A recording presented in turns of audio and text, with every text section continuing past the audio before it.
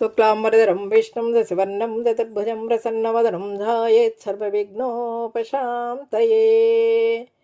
विश्वेश्वराय नरकान्तकतारणाय कर्णामृताय शशिशेखरधारणाय कर्पूरकान्तिधवलाय जटाधराय दारिद्र्यदुःखदहनाय नमः शिवाय। गौरीप्रियाय रजनीशकलाधराय कालान्तकाय भुजगाधिपकङ्कणाय गंगाधराय गजराजविमर्दनाय दारिद्र्यदुःखदहनाय नमः शिवाय।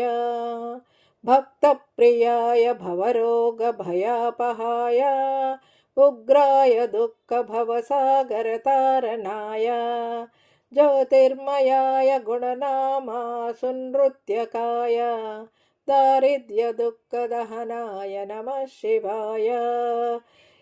चर्माम्बराय शवभस्मविलेपनाय फालेक्षणाय मणिकुण्डलमण्डिताय मञ्जीरपादयुगलाय जटाधराय दारिद्र्यदुःखदहनाय नमः शिवाय। पञ्चाननाय फणिराजविभूषणाय हेमांशुकाय भुवनत्रयमण्डिताय आनन्दभूमिवरदाय तमोपहाय दारिद्र्यदुःखदहनाय नमः शिवाय। भानुप्रियाय भवसागरतारणाय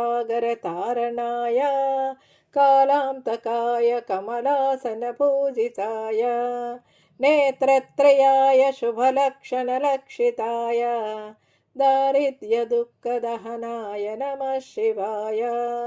रामप्रियाय रघुनाथवरप्रदाय नामप्रियाय नरकार्णवतारणाय पुण्येषु पुण्यभरिताय सुरार्चिताय दारिद्र्यदुःखदहनाय नमः शिवाय।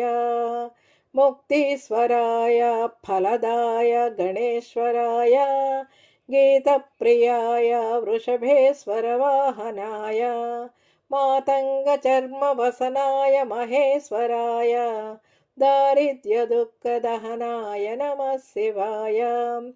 वसिष्ठेन कृतं स्तोत्रं सर्वरोगनिवारणं सर्वसम्पत्करं शीघ्रं पुत्रपौत्रादिवर्धनं त्रिसन्ध्यं यः पठेन्नित्यं न हि स्वर्गमवाप्नुयात् इति శ్రీవశిష్ఠవిరచితం దారిద్ర్యదహన శివస్తోత్రం సంపూర్ణం. ఇదండి ఈనాటి వీడియో. ఈ వీడియో కనుక మీకు నచ్చినట్లయితే లైక్ చేయండి, షేర్ చేయండి, కామెంట్ చేయండి, సబ్స్క్రైబ్ కూడా చేయండి. మరిన్ని వీడియోలు కావాలంటే బెల్ ఐకాన్ని నొక్కండి. Thank you very much.